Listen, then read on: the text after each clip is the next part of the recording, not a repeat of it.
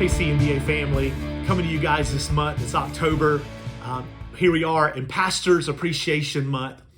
What a great time to be reminded that all of us should be grateful and thankful, that we should be praying for our pastors and their families, for their wives, for their children. The job and the task of a pastor is not an easy job. Our pastors have to make very difficult decisions, literally on a daily and a weekly basis. And some of those decisions are received well by church members, and some of those decisions are not.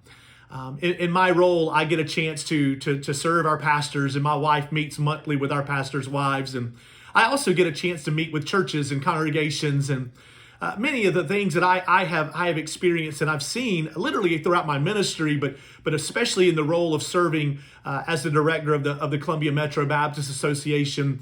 One of the things that I have become aware of is that some of the disagreements, or most of the disagreements that are exist in our churches, are really not over biblical issues.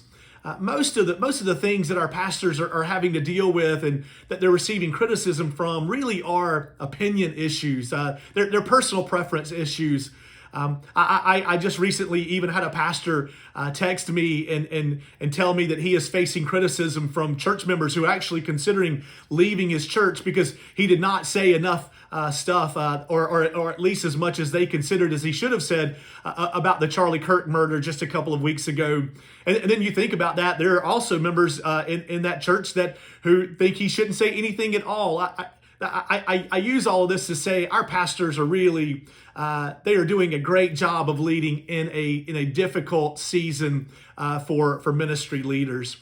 Now I want to encourage you to think about how you yourself can be an encouragement and a blessing to your pastor, to his family, to his wife, as you serve along with him in your local congregation.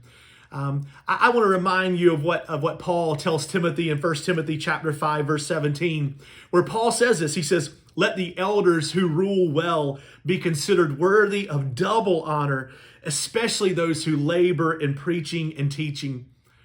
Our pastors are serving so faithfully. They are carrying out the task that they feel that God has called them to do. And I want to encourage you to look for ways that you can go up and say thank you to them.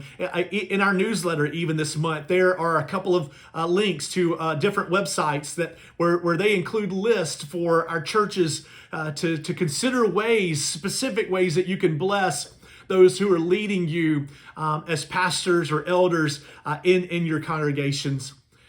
The world has become an angry place. As I think about social media, the way that it has influenced our generation, there used to be a day where people were only angry. They would only express their anger or their discontentment on social media. Well, now it's emboldened so many of us to just be angry, in person, even now, more angry than we certainly used to be.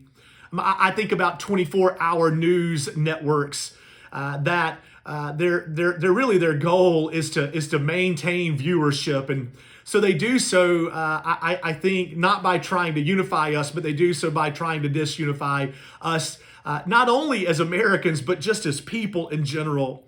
And I want to encourage you to spend more time reading the Bible, thinking about the Bible and how it would lead you as a person who is seeking to follow Jesus, more time certainly than you are spending watching these news networks.